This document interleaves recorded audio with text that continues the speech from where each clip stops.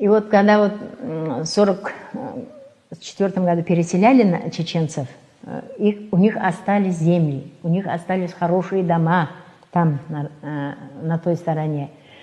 Скот, вся живность, все оставалось готовое.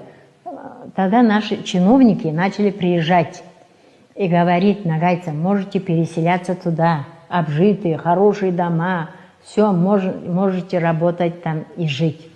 Но тогда наши мудрые старики сказали: на чужом несчастье счастье не построишь. И ни один нагаец не пошел туда жить.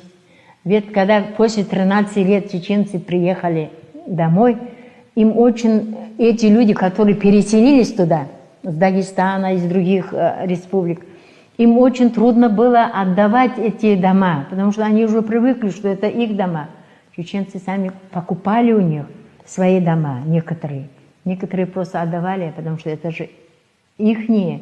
Вот этого наш народ избежал по совету своих старейшин.